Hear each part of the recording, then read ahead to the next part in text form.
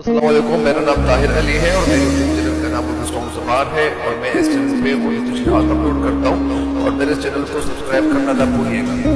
बिस्मिल्लाहिर्रहमानिर्रहीम। अस्सलाम वालेकुम डियर स्टूडेंट्स, उम्मीद है आप लोग ठीक होंगे और आप लोगों की ज़िंदगी खुशियों के साथ गुजरी होगी। तो आप लोगों को लिए चलता हूँ शेर नंबर 3 की तशरीह की तरफ। शेर नंबर 3 क्या है? शेर नंबर 3 ये है सांस पे मौकूफ नवाहाय जिगर सोज। है सांस पे मौकूफ नवाहाय जिगर सोज, ढीले हों अगर तार तो बेकार है मिजरा। ढीले हों का मतलब जमा है यहाँ पे, अगर तार तो बेकार है मिजरा।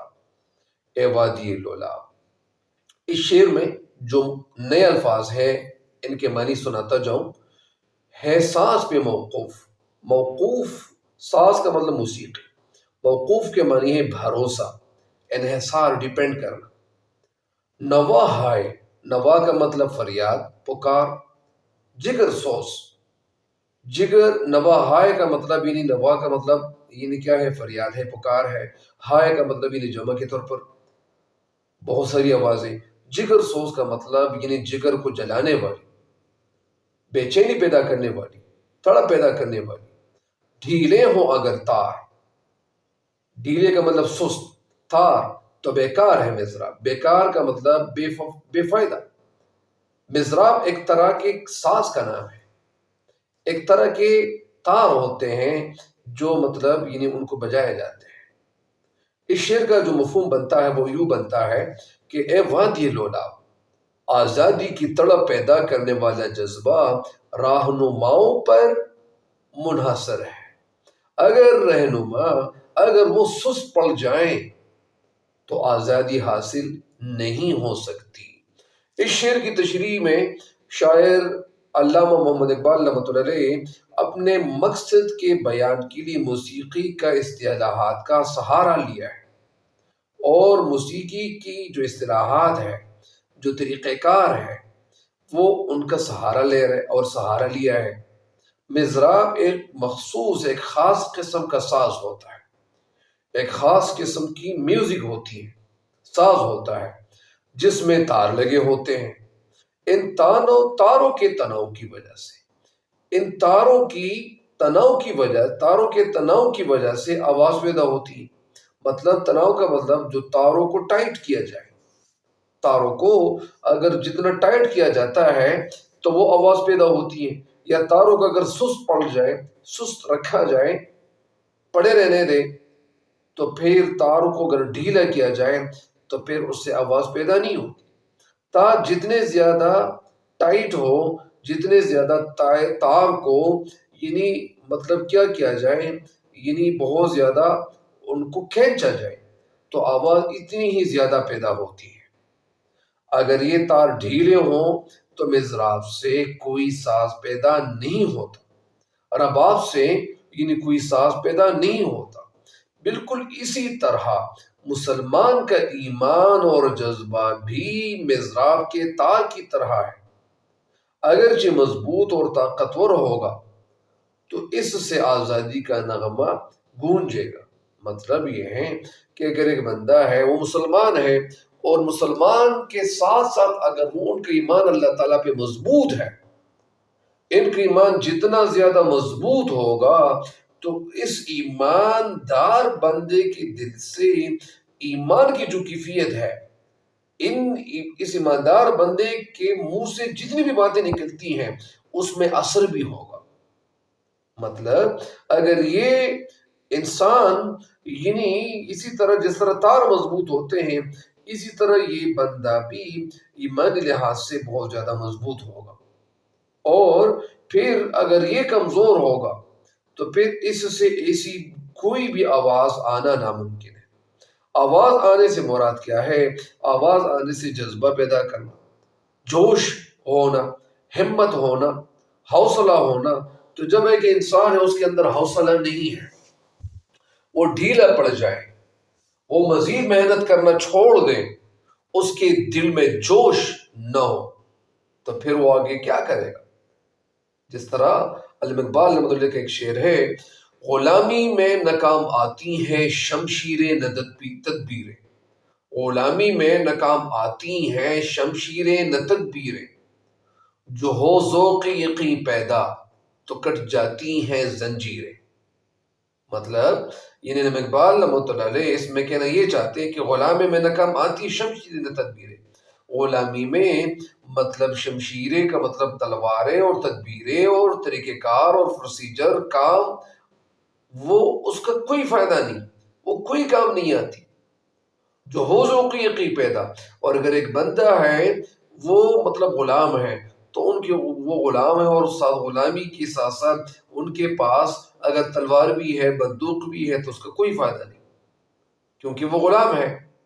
لیکن جو بندہ غلام نہ ہو، جو ہو ذوق یقین پیدا، اور اگر ایک بندہ کے ذوق میں، ایک انسان کے دل میں ذوق پیدا ہو جائے، اور پھر ذوق کا مطلب شوق کس چیز کا؟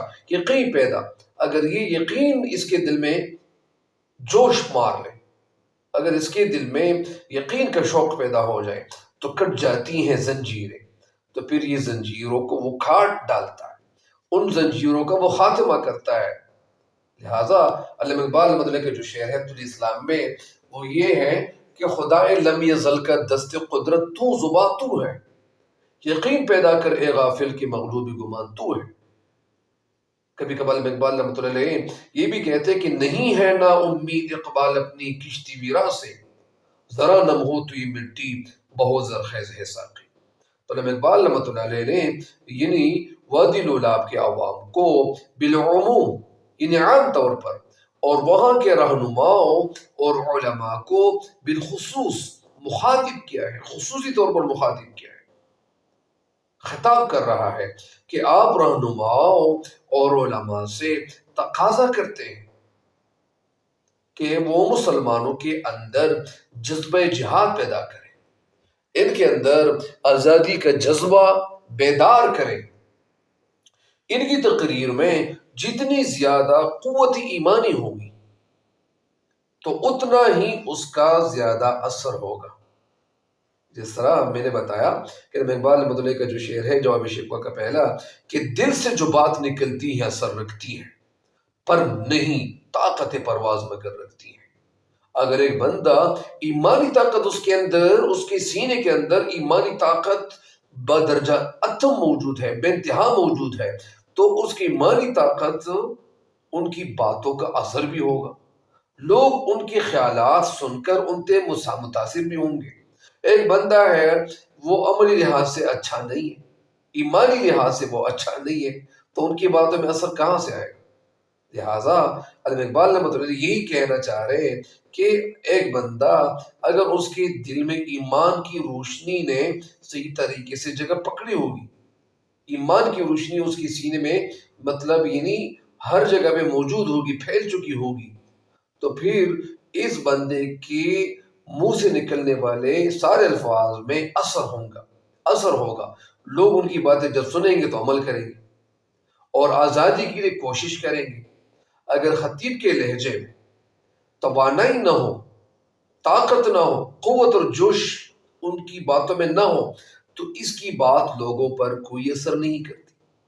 جس طرح علامہ اقبال رحمۃ اللہ کا ایک شعر ہے کہ الفاظ و معانی میں تفاوت نہیں لیکن، الفاظ و معانی میں تفاوت نہیں لیکن، ملا کی اذا اور مجاہد کی رضا اور، یعنی پیغمبر کے لیے خلوصی نیت سب سے اہم چیز ہے۔ خلوصی نیت، اگر ان کی جس طرح نیت صاف منزل آسان، اگر وہ قوم کا سچا ہمدرد اور خیر خواہ ہوگا تو وہ مطلب یعنی ضرور آزادی کی امنگ پیدا کرے گا، تو وہ لوگوں کے اندر، لوگوں کے دلوں کے اندر جوش پیدا کرے گا۔ اگر علماء اپنے خطبات میں، اپنی سرمنز میں آزادی کی ضرورت اور اہمیت اور جہاد کی فرضیت بیان کریں کہ جہاد فرض ہے، تو لوگوں کے دل جذب جہاد سے سرشار ہو جائیں گے۔ جذب جہاد سے مراد محنت کا جذبہ ہے، مطلب لوگ محنت کا جذبہ ان کے اندر پیدا ہوگا۔ اقبال رحمۃ اللہ علیہ لوگوں میں یعنی آزادی کا ایسا جذبہ چاہتے تھے، اور پھر انہوں نے وہ اپنی شاعری کے ذریعے کر بھی دکھایا۔ جس طرح مطلب ان کی شاعری ہے تو ان کی شاعری میں لوگوں کے دلوں کے جو جذبات تھے انہوں نے ابھارنے کی بھرپور کوشش کی ہے۔ اور اقبال رحمۃ اللہ علیہ لوگوں میں آزادی کا ایسا جذبہ چاہتے ہیں جو طوفان کی طرح ہر چیز کو تہس نہس کرے۔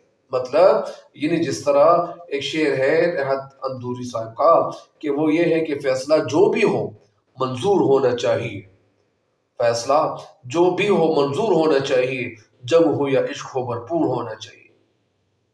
ساتھ میں یہ شعر بھی سنیں، علامہ اقبال رحمۃ اللہ علیہ کا یہ شعر بھی ہے کہ شعلہ بن کر پھونک دے خاشاک غیر اللہ کو، فیصلہ شعلہ بن کر پھونک دے خاشاک غیر اللہ کو، خوف باطل کیا کہ ہے غارت گر باطل بھی